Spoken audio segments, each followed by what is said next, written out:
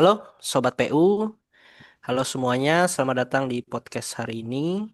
Kembali saya Yosua, CPNS dari Kementerian PU, akan menemani kalian semua beberapa menit ke depan bersama rekan-rekan saya yang juga hadir pada hari ini. Nah, hari ini kami akan mengobrol masalah 4 topik yang penting yang sudah kita pelajari sebelumnya, yang disampaikan oleh Bapak Profesor Dr. Insinyur Eko Winar Irianto, MT, sebagai coach kami kemarin, yaitu yang pertama tentang wawasan kebangsaan dan bela negara, kemudian analisis isu kontemporer, kemudian algoritma kebangsaan, dan yang terakhir terkait teknik analisis isu.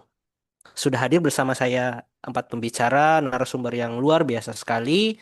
Ada Mbak Yolanda, ada Mas Yonatan Christian, ada Mas Yonatan Malewa, dan Mas Yohanes. Selamat datang semuanya, dan mari kita mulai podcast kita pada hari ini. Baik, saya masuk ke segmen pertama semuanya. Segmen pertama ini eh, terkait topik eh, materi kita pertama kemarin terkait wawasan kebangsaan dan bela negara. Ini penting sekali, apalagi buat kita yang sekarang resmi menjadi bagian dari ASN yang sedang meniti dari calon ASN. Saya pengen dengar nih dari Mbak Yolanda mungkin. Apakah Mbak bisa menjelaskan apa sih makna wawasan kebangsaan dalam konteks ASN yang sudah kita pelajari kemarin? Silahkan, Mbak. Baik, Mas. Terima kasih. Saya akan coba jelasin tentang wawasan kebangsaan. Apa itu wawasan kebangsaan ya, Mas? Wawasan kebangsaan adalah cara pandang bangsa Indonesia tentang diri dan lingkungannya yang mengedepankan persatuan serta kesatuan. Bagi kita ASN, ini bukan cuma soal konsep. Ini jadi fondasi dalam keputusan, program, dan pelayanan yang akan kita lakukan ke depannya gitu, Mas. Kita nggak kerja untuk diri sendiri pastinya, tapi untuk seluruh rakyat Indonesia, dari Sabang sampai Merauke. Baik, terima kasih banyak Mbak Yolanda, sangat luar biasa sekali insight yang kita dapat ya terkait wawasan kebangsaan. Nah, sekarang soal bela negara. Kadang orang menganggap itu cuman seperti tugasnya rekan-rekan kita di militer. Padahal mungkin ada tanggapan lain. Saya mau dengar nih dari Mas Yonatan Christian bagaimana insight-nya. Oke, jadi ini Mas, lo banget tuh, Mas Yuswa. Jadi tentang bela negara nih, itu bukan sekedar kita pegang senjata terus tembak-tembak ya, tapi jadi gini, sebagai ASN tuh bela negara tuh berarti juga bisa melayani dengan integritas mestinya dan juga menjaga keutuhan NKRI lewat karya-karya kita. Contohnya nih, ya saat ini kan kita bagian dari eh, Kemen PU, jadi kita bisa memastikan pembangunan infrastruktur merata dan tepat sasaran. Nah, sebenarnya itu juga termasuk dalam bela negara, Mas. Kian, Mas. Nah, baik-baik. Jadi semangat kebangsaan dan bela negara itu memang bukan sekadar slogan ya, tapi harus hidup di keseharian kita sebagai ASN. Sepakat ya Mbak Yolanda dan Mas Yonatan ya? Ya, Benar Mas, banget, benar banget, sepakat, Mas. Mas. Baik. Kita lanjut masuk ke segmen kedua. Sekarang kita akan mereview kembali dari materi kita kemarin terkait analisis isu kontemporer. Em, Isu nasional kan sekarang makin kompleks, terutama hari ini ya, dari perubahan iklim, digitalisasi, sampai disinformasi. Saya pengen dengar nih sekarang Mas Yonatan Malewa nih, menurut Mas gimana sih cara kita menyikapi isu-isu ini? Silahkan Mas.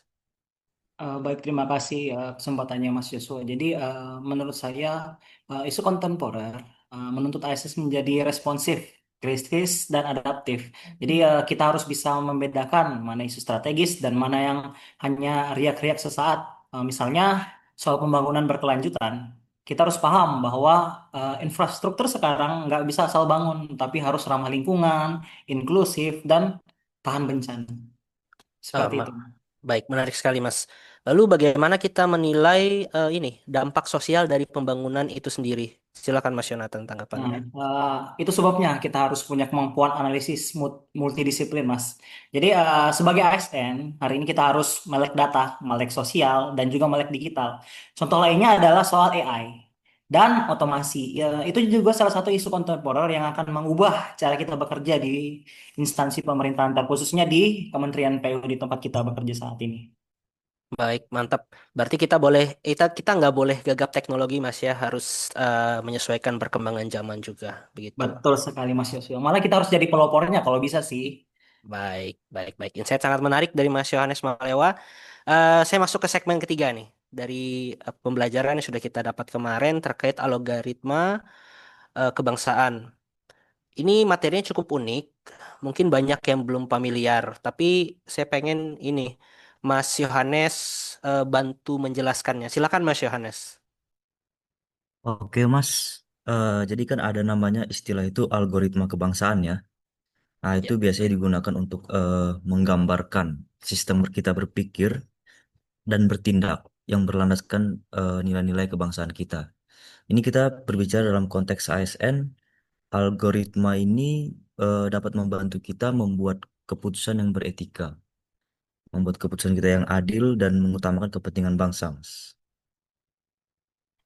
jadi semacam kode moral dan logika kebijakan seperti itu Mas ya. Berbasis Ya, tentunya kepada Pancasila dan UUD 1945.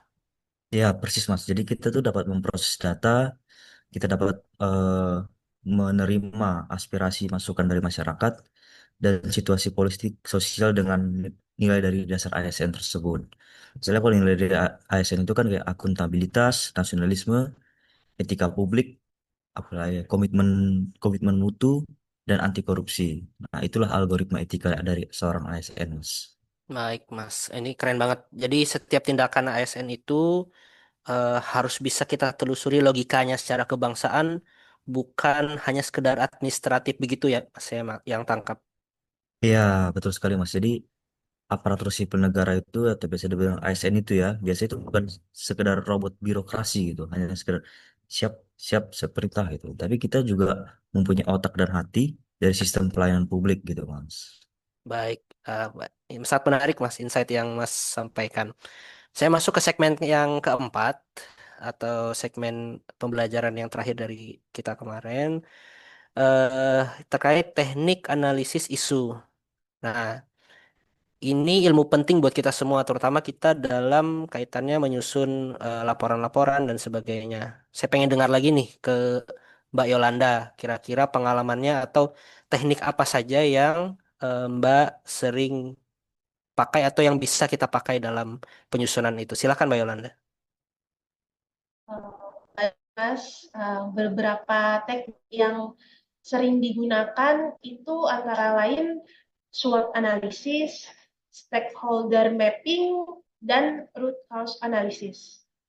Kita harus bisa mengurai masalah hingga ke akarnya, dan itu butuh teknik yang sistematis. Oke, bisa Mbak Yolanda jelaskan contohnya dalam konteksnya mungkin ini konteks pembangunan, Mbak. Baik, Mas.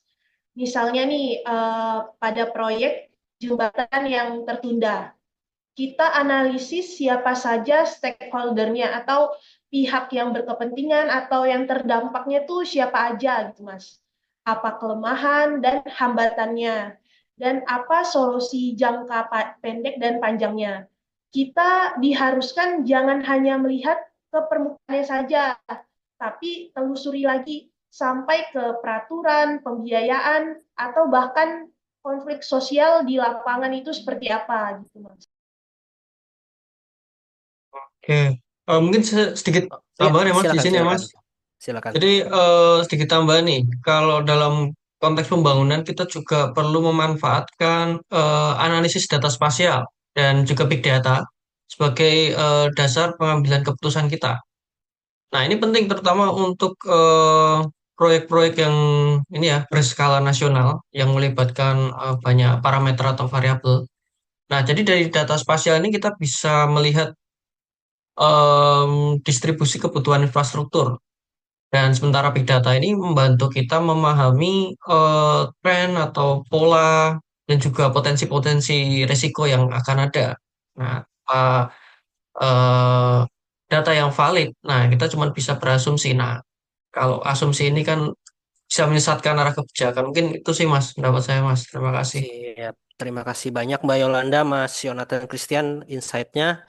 Ini saya kembali mengutip yang Mas Yohanes sampaikan tadi ya, karena kita ini bukan robot birokrasi tadi. Kita ini punya otak dan hati.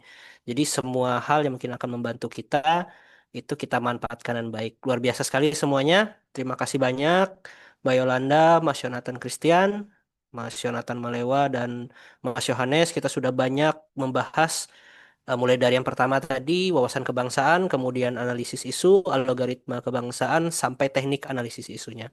Semoga obrolan kita ini bisa jadi refleksi buat kita semua, bahwa jadi ASN bukan sekedar status sekali lagi, tapi amanah untuk berpikir dan bertindak demi kepentingan bangsa kita. Saya Yosua, bersama rekan-rekan narasumber, pamit. Sampai jumpa di episode berikutnya. Terima kasih.